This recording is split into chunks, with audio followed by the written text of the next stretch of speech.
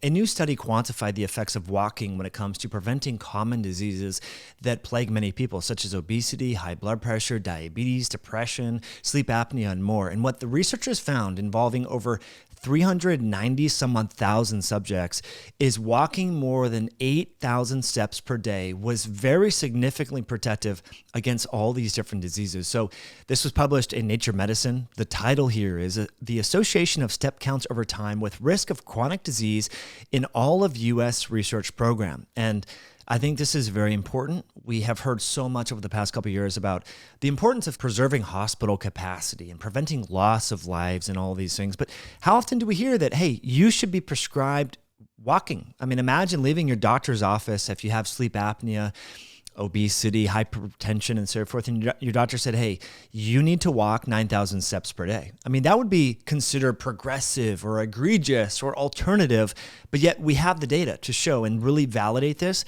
So I think it's important. I know we all know, I mean, many of you that regularly watch and listen to High Intensity Health, thank you for being here, by the way.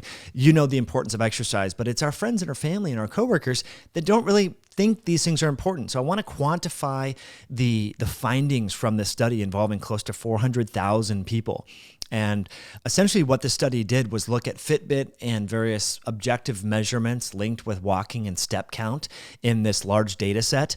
I wasn't a big fan of Fitbit. I do like them. I use a Garmin watch just because the Garmin looks at your steps. It looks at the intensity minutes, which is something we're going to talk much more about, and how the importance of intensity really comes into play here.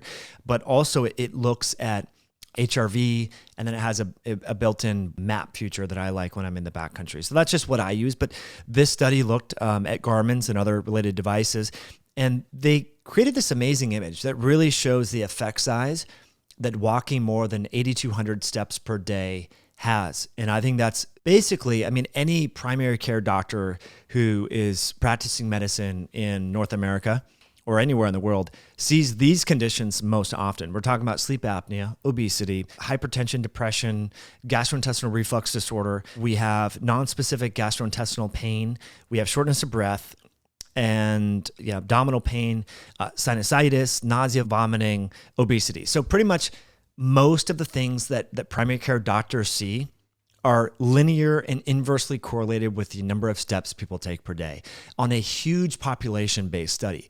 And that's depicted in this image here. And what you're seeing here is the odds ratio of getting these conditions and the inverse log of the step count. So the more steps that you take per day, north of 8,000 steps per day, the greater the odds are that you will not suffer from these common conditions, which to me, this is so exciting because oftentimes when it comes to preventing diseases or feeling better, there's a cost associated with it. You have to buy this supplement. You have to buy this tool. You have to get this sauna. You have to do these things. And I love sauna, by the way, but there is a cost barrier. You don't need to pay anyone to go for a walk. You can just go do this with your friend, with your spouse, with your children, and aim for over 8,000 steps per day. And we'll talk about the intensity minutes here that I think are very important. But friends, I just want to welcome you back. It's Mike Mutzel. As always, I'm grateful that you're here. Thanks for sharing this video. Thanks for leaving a comment. And thanks for supporting our show sponsor, Myoscience. One of the things that we're so passionate about here at High Intensity Health and also Myoscience is supporting exercise. So one of the tools that we can help you do that with is the electrolyte sticks that now has 2 different flavors.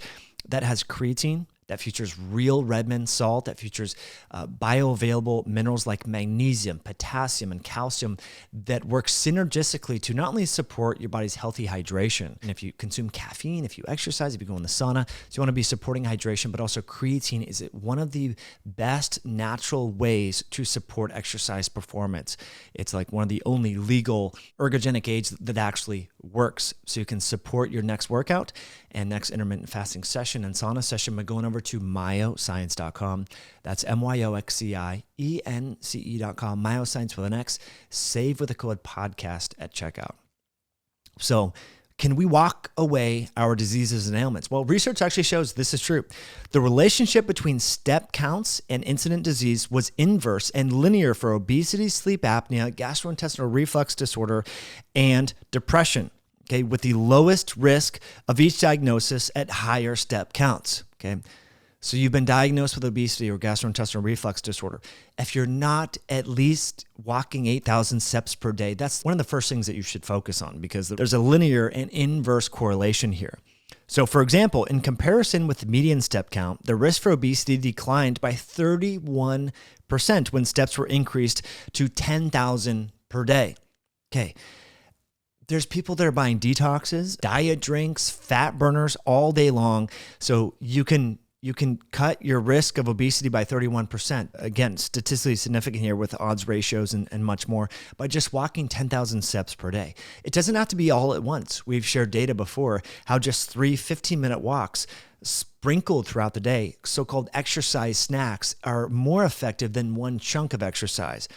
Now, what's interesting about diabetes and hypertension and so forth is there is a non-linear relationship. So it's not as linear as obesity and depression and so forth, with step counts demonstrating inflection points at approximately 9,000 and 8,000 steps respectively for diabetes and hypertension. So it's sort of a non-linear association, but there is an inflection point where, statistically speaking, if you want to prevent depression and hypertension, around 9,000 and 8,000 steps, respectively, for diabetes and hypertension, there is a significant reduction in the incidence. Okay, so I think that's very important to know, because the co-occurrence of diabetes and hypertension are linked with obesity. So logic would suggest that if you could lose weight by walking 10,000 steps per day, you would also reduce the prevalence of diabetes and obesity.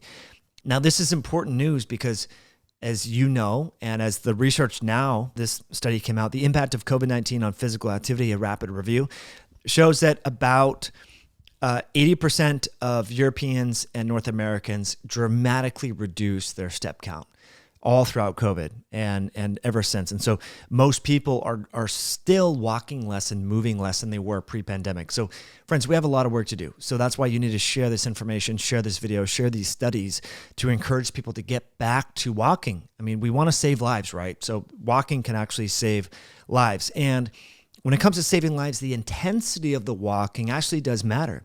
Daily step counts and intensity, defined as a step per minute threshold that indicates slow walking, were positively correlated with various diseases. We observed a gradient of higher disease risk at the intersections of low daily step counts and low bout cadence quartiles compared with high daily step counts and with higher bout cadence. And so what that means is when you're walking real slow, fine. Slow walking is better than no walking at all, but it's important to sort of walk a little bit faster periodically.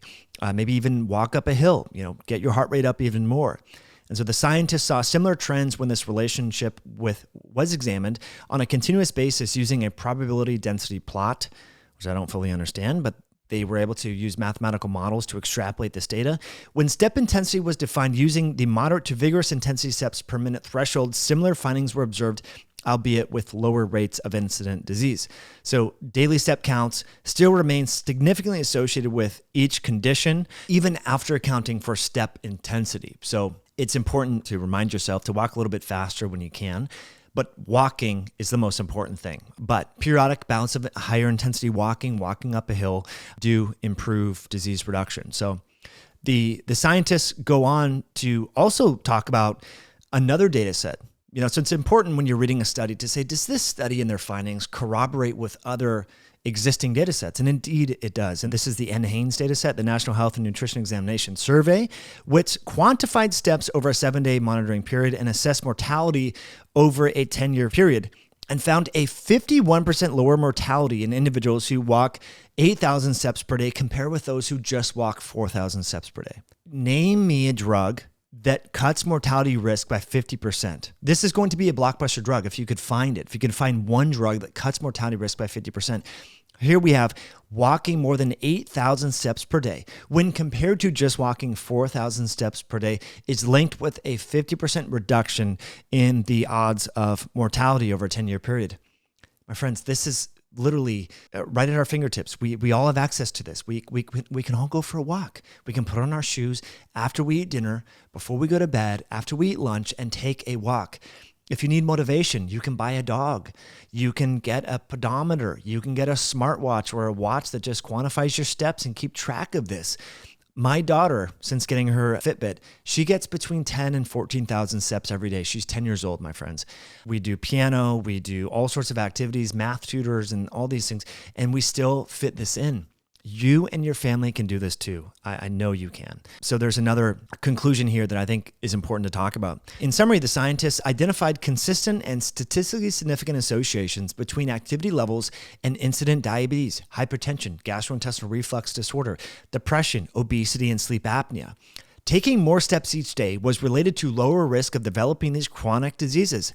Higher step counts were associated with protection from obesity in a high-risk population. These are people that have BMI between 25 and 29.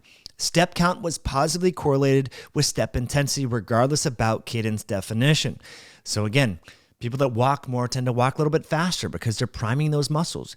The relation of step counts with disease risk persisted for diabetes, gastrointestinal reflux disorder, depression, sleep apnea, even when adjusting for step intensity. So again, don't get hung up on how fast you're walking. When you remember, walk a little bit faster when you can, but just walking is most important.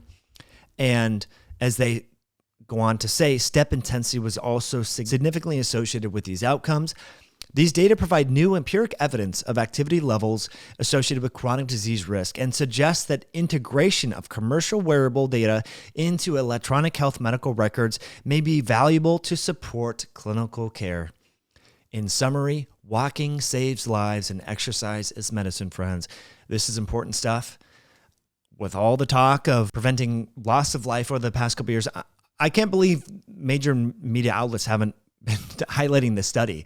This came out in Nature Medicine. This was not bro science, meatheadresearch.com. This was right in Nature Medicine, one of the most reputable medical conglomerates. They have Nature Reviews Endocrinology, Nature Reviews Obesity. They have all sorts of scientific reports. Nature is highly regarded, and this was a well-controlled study, observational analysis. So important stuff, friends. We need you to share this information. Thanks for doing so. Thanks for watching all the way through, and we will catch you on a future episode down the road. Have a great day. Bye now.